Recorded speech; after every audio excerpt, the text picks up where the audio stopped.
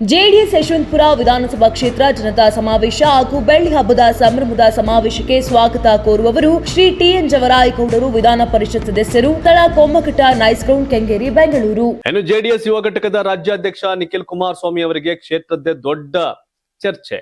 ಕೇವಲ ನಿಖಿಲ್ ಕುಮಾರಸ್ವಾಮಿಗೆ ಮಾತ್ರ ಅಲ್ಲ, ಅಭಿಮಾನಿಗಳು ಹಾಗೂ ಕಾರ್ಯಕರ್ತರು ಈ ಬಗ್ಗೆ ಒಂದಷ್ಟು ಗೊಂದಲ ಸೃಷ್ಟಿಯಾಗಿದೆ. ಯಾಕಂದ್ರೆ ಮಂಡ್ಯ ಲೋಕಸಭಾ ಕ್ಷೇತ್ರ, ರಾಮನಗರ ವಿಧಾನಸಭೆ ಮತ್ತು ಚನ್ನಪಟ್ಟಣ ಉಪಚುನಾವಣೆಯಲ್ಲೂ ಸಹ ನಿಖಿಲ್ ಪರಾಭವಗೊಂಡಿದ್ರು. ಹೀಗಾಗಿ ಮುಂಬರುವ ಚುನಾವಣೆಯಲ್ಲಿ ಯಾವ ಕ್ಷೇತ್ರದಿಂದ ಸ್ಪರ್ಧೆ ಮಾಡಬೇಕೆನ್ನುವುದು ನಿಖಿಲ್ ಅವರನ್ನ ಗೊಂದಲಕ್ಕೀಡು ಮಾಡಿದೆ ಅಂತ ಹೇಳ್ತಿದ್ದಾರೆ. ಈ ಬಗ್ಗೆ ಬೆಂಗಳೂರಲ್ಲಿ ಮಾಧ್ಯಮಗಳಿಗೆ ಪ್ರತಿಕ್ರಿಯೆ ಕೊಟ್ಟಂತ ನಿಖಿಲ್ ಕುಮಾರಸ್ವಾಮಿ, ನನ್ನ ಸ್ಪರ್ಧೆ ಎಲ್ಲಿ ಎನ್ನುವುದು ಮುಂದೆ ತೀರ್ಮಾನಿಸೋಣ. ಎಚ್.ಡಿ. ಕುಮಾರಸ್ವಾಮಿ ನಾಯಕತ್ವದಲ್ಲೇ ಮತ ಕೇಳ್ತೇವೆ, ನನ್ನ ಹಣೆ ಬರಹ ಎಲ್ಲಿದೆಯೋ, ಜನ ಎಲ್ಲಿ ಗೆಲ್ಲಿಸ್ತಾರೋ ನೋಡೋಣ ಅಂತ ನಿಖಿಲ್ ಹೇಳಿದ್ರು. ಇದೇ ವೇಳೆ ಎಚ್.ಡಿ. ಕುಮಾರಸ್ವಾಮಿ ಮತ್ತೆ ಸಿಎಂ ಆಗುವ ವಿಚಾರವಾಗಿಯೂ ಪ್ರತಿಕ್ರಿಯೆ ನೀಡಿದ್ದಾರೆ. ಕಳೆದ 3 ವರ್ಷದ ಕಾಂಗ್ರೆಸ್ಸಿನ ಆಡಳಿತ ವೈಖರಿ ನೋಡಿ ಜನರು ಕುಮಾರಣ್ಣನವರ ಈ ಹಿಂದಿನ ಆಡಳಿತ ವೈಖರಿಯನ್ನ ಸ್ಮರಿಸುತ್ತಿದ್ದಾರೆ.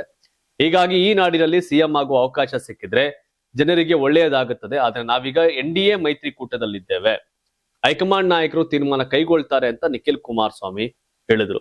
ಹಿಂದೆ ನಮ್ಮ ತಂದೆ ಮುಖ್ಯಮಂತ್ರಿ ಆಗ್ತಾರೆ, ಜನ ಕೇಳ್ತಾರೆ ಅಂತ ಹೇಳಿದ್ರು. ಈಗ NDA ಪಾರ್ಟ್ ಆಫ್ NDA, ಹಾಗಾಗಿ ಮೈತ್ರಿಯ ಇದರಲ್ಲಿ ಹೇಳಂಗಿಲ್ಲ.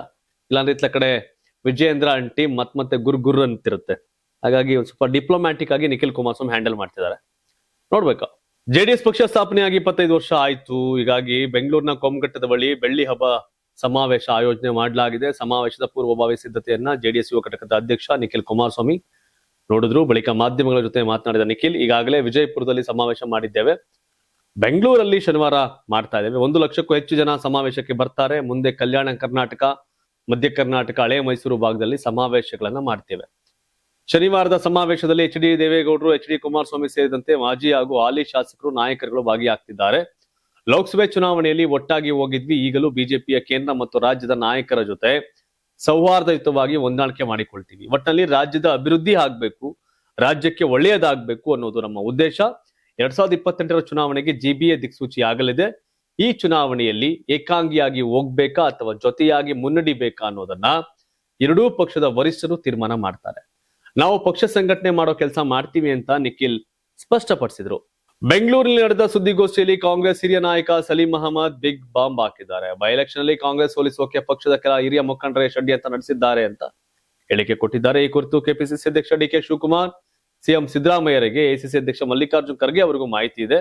ಅಲ್ಪಸಂಖ್ಯಾತ ಮುಖಂಡರ ಒಪ್ಪಿಗೆ ಮೇರೆಗೆ ಸಮರ್ಥ ಅವರಿಗೆ ಟಿಕೆಟ್ ನೀಡಲಾಗಿತ್ತು. ಆದ್ರೆ ತಪ್ಪು ಗ್ರಹಿಕೆಗಳಿಂದ ಷಡ್ಯಂತ್ರ ಮಾಡಲಾಯಿತು. ಆದರೂ ನಮ್ಮ ಆಂತರಿಕ ಮೂಲಗಳ ಸರ್ವೆ ಪ್ರಕಾರ ದಾವಣಗೆರೆ ದಕ್ಷಿಣ ಹಾಗೂ ಬಾಗಲಕೋಟೆ ಕ್ಷೇತ್ರಗಳಲ್ಲಿ ಅತ್ಯಂತ ಹೆಚ್ಚಿನ ಮತಗಳಿಂದ ಗೆಲ್ತೇವೆ. ವಿಶೇಷವಾಗಿ ದಾವಣಗೆರೆಯಲ್ಲಿ ಶಾಮನೂರು ಶಿವಶಂಕರಪ್ಪ ಅವರ ಕೆಲಸ ಕಾರ್ಯಗಳು ಹಾಗೂ ನಮ್ಮ ಸರ್ಕಾರದ 5 ಗ್ಯಾರಂಟಿಗಳು ಗೆಲುವಿಗೆ ಶ್ರೀರಕ್ಷೆಯಾಗಿವೆ. ಬಿಜೆಪಿಗರು ನಮ್ಮ ಗ್ಯಾರಂಟಿಗಳ ಬಗ್ಗೆ ತಪ್ಪಾಗಿ ಹೇಳಿದ್ರು. ಜನ ಮಾತ್ರ ಕಾಂಗ್ರೆಸ್ ಪರವಾಗಿದ್ರು, ಅಲ್ಪಸಂಖ್ಯಾತರು ಕಾಂಗ್ರೆಸ್ ಪರವಾಗಿದ್ರು, ನಮಗೆ ವೋಟ್ ಹಾಕಿದ್ದಾರೆ ಅಂತ ಸಲೀಂ ಅಹಮದ್ ಹೇಳಿದ್ರು. ವೋಟ್ ಹಾಕಿದ್ಮೇಲೆ ಯಾಕೆ ಮತ್ತಾರೋಪ ಮಾಡಿರಿ? ಜಮೀರ್ ಬಂದಿಲ್ಲ, ಗೆಲ್ಸೆ ದಾವಣಗೆರೆನ ಅಂತ ಹೇಳಿ. ಜಮೀರ್ ಇಲ್ಲ, ಜಬ್ಬಾರ್ ಇಲ್ಲ ಅಂದ್ರೂ ದಾವಣಗೆರೆಯನ್ನ, ಬಾಗಲಕೋಟೆನ ಗೆಲ್ಸಿದೀವಿ ಅಂತ ಹೇಳ್ಕೊಳ್ಳಿ ಎದೆ ತಟ್ಟಿ. ಮತ್ತ್ಯಾಕೆ ಒದ್ದಾಟ? ಅಲ್ಲಿ ರಿಪೋರ್ಟ್ ಯಾಕೆ ಕೊಡ್ತೀರಿ? ಗೆಲ್ತೀವಿ ಅಂದ್ಮೇಲೆ ಅಲ್ವಾ? ಹಂಗಾರೆ ಅವ್ರು ಬಂದಿರ 50,000 ಲೀಡ್ ಆಗ್ತಿತ್ತ? ಏನ್ ಹೇಳ್ಬೇಕಲ್ಲ, ವಿಚಿತ್ರ ಪಾಲಿಟಿಕ್ಸ್. ನೀವು ಸಣ್ಣ ಆಗ್ಬೇಕಲ್ವಾ? ಅದು ಒಂದು ಉತ್ತಮ ಆಹಾರದಿಂದ ಸಣ್ಣ ಆಗ್ಬೇಕಲ್ವಾ? ಪ್ರತಿದಿನ ನಮ್ಮ ಜೀನಿ ಸ್ಲಿಮ್ ನ ಯೂಸ್ ಮಾಡಿ ಯಾವುದೇ ಸೈಡ್ ಎಫೆಕ್ಟ್ ಇಲ್ದಂಗೆ ನೀವು ಸಣ್ಣ ಆಗ್ತೀರಾ.